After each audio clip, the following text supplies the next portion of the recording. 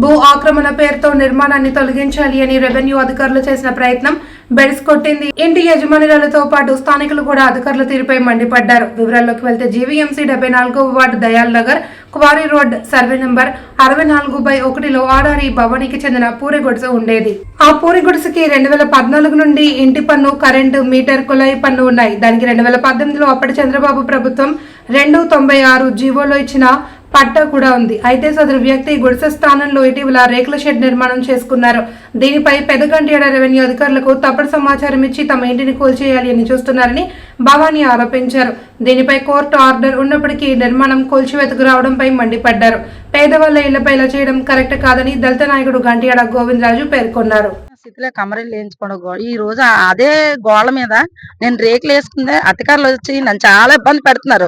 వారం రోజులు బట్టి రాత్రులు పొగలు కూడా తిండి తిప్పలు లేకుండా ఎంఆర్ ఆఫీస్కి వెళ్తే ఎంఆర్ ఆఫీస్ ఆవిడ కూడా పట్టించలేదు.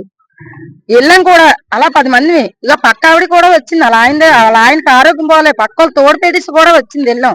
ఇప్పుడు ఈ రోజు రాలేదంటున్నారు.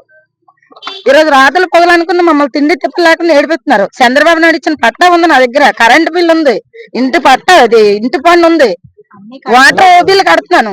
బిల్లు ఎందుకు కట్టించుకుంటున్నారు గవర్నమెంట్ అయితే చెప్పండి ఒకసారి. నన్నే ఎందుకు ఇంత ఇబ్బంది పెడుతున్నారు? ఇంత కష్టం పై ద్వారా నేంపై కారణం అధికారులు నా మీద పడతారా? రాజకీయాలు చేసిన పని లేకపోతే అధికారులు చేసిన పని? ఇది నన్ను ఎందుకు ఎడుతుంది? ముందు నన్ను చంపేసి నన్ను ఇంత వరిసేసి అప్పుడు మీరు మొత్తం తీసుకోండి. నా బ్రతకాలను కూడా నాకు ఇరుసు పుట్టేస్తుంది. ఆర్డర్ పైనంటే చాలా పేరే ఇక్కడ, కానీ నన్ను అయితే ఇక్కడ నిలబడలేదు. నా మీద ఎంత పగబట్టే చెప్పండి ఒకసారి. నా కొడుకు గోండైతులు చేస్తున్నాడు, ఒక్కసారి అనిపించండి. గోండైతులు చేస్తున్నాడు. ఆడి పని డ్యూటీ, ఇల్లు కూలి పని అది. నేను కూలికి వెళ్ళిపోతాను. ఒక స్కూల్లో ఆయాగా పని చేస్తున్నాను. మా ఆయన కూడా కూలి ఆడితే కొండ అన్నాడు. రాత్రి ఇంకా ఆరోగ్యం బాగోలేదు, హాస్పిటల్ తీసుకెళ్ళాం.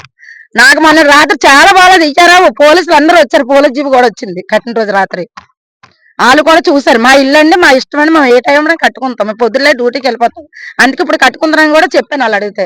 ఎంఆర్ఓ తప్పుడు రిపోర్టు వీఆర్ఓ ఇచ్చారు. ఏమంటే ఇక్కడ రేకుల షెడ్ కట్టింది పాత 2015లో కట్టిందే పూరిల్లు. అది పూరిల్లు పడిపోయి శిథిలావస్థకు వచ్చేయడంతో రేకులు తీసి వేసుకోవడం జరిగింది.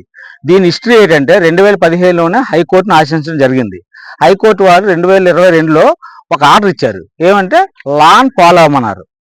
వాళ్ళ సైట్ లో ఉంటే మీరు ఎవరో ఎంటర్ అవ్వద్దు, వాళ్ళ ఇంటి పనులు, కరెంట్ బిల్లు, పట్టాలన్నీ చూపెడుతున్నారు, అది తప్పని మీరు నిరూపించలేకపోతున్నారు, అందుకు ఆ ఇంటి దగ్గర మీరు వెళ్ళొద్దని క్లియర్ కట్ గా ఒక ఆర్డర్ ఉంది ఎంఆర్ఓకి, జీవీఎంసీకి.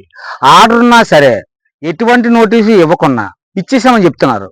నోటీస్ అయితే మాకు ఇవ్వలేదు. ఇప్పుడు అసలు యాక్చువల్గా 7 నోటీస్ ఫస్ట్ అంటించాలి, మాకు ఇవ్వాలి. 7 నోటీస్ ఇచ్చిన తర్వాత అప్పుడు 6 నోటీస్ ఇచ్చి కొట్టుకోవాలి ఏమైనా తప్పులు ఉంటే.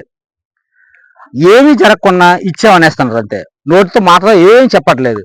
మాకున్న ఆధారాలు ఏంటంటే ఆ ఇంటికి 296 పట్టా ఉంది. అప్పుడు చంద్రబాబు గవర్నమెంట్ లో పట్టా ఇచ్చారు.